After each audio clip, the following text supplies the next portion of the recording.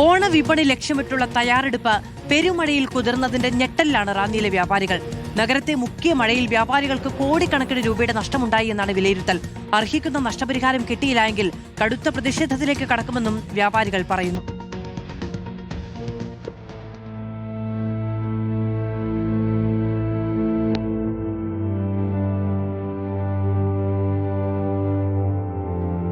രണ്ടായിരത്തി മഹാപ്രളയത്തിൽ സർവ്വതും നശിച്ചവരാണ്.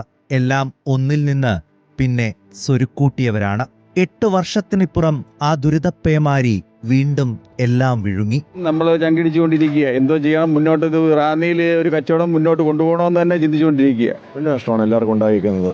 ഈ നഷ്ടം എങ്ങനെ അവർ മുന്നോട്ട് പോകുന്ന അറിയത്തില്ല. കാരണം 2018 നഷ്ടത്തിൽ നിന്ന് ഒന്ന് കരകയറി വരുന്നേ ഉള്ളായിരുന്നു. ഓണവിപണി ലക്ഷ്യമിട്ടുള്ള കാത്തിരിപ്പിലായിരുന്നു എല്ലാവരും. അതിനിടയിൽ പെയ്ത ഈ പേമാരിയിൽ സകലതും മുങ്ങുമ്പോൾ ഇങ്ങനെ നോക്കി നിൽക്കാനേ ഇവർക്കായുള്ളൂ. എല്ലാം പണ്ടെന്ന് പറഞ്ഞാൽ ഓരോരുത്തർ ഇത് ലക്ഷക്കണക്കിന് രൂപയുടെ സാധനങ്ങൾ ഇപ്പോൾ ഓണത്തിൻ്റെ പരിപാടി കച്ചവടത്തിന് വേണ്ടി കൊണ്ടുവച്ചിരിക്കുന്ന കടകളാണ് ഇവിടെ. എല്ലാവരും പണ്ടെന്ന് പറഞ്ഞ പോലെ എല്ലാവരും പട്ടിണിക്കേടിലാണ് ഇപ്പം കഴിയുന്നത്.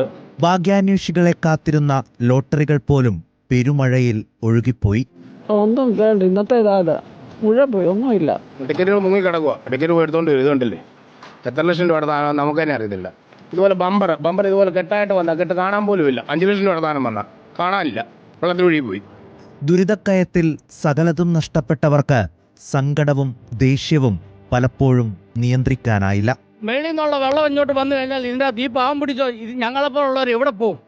രാവിലെ മാടിനെ വെട്ടിയിട്ട് ഇവിടെ കൊണ്ടുവന്നപ്പോൾ വെള്ളം അവനിത് എവിടെ കൊണ്ടുപോകും? അവൻ്റെ കരച്ചിൽ ഞാൻ കണ്ടതാ.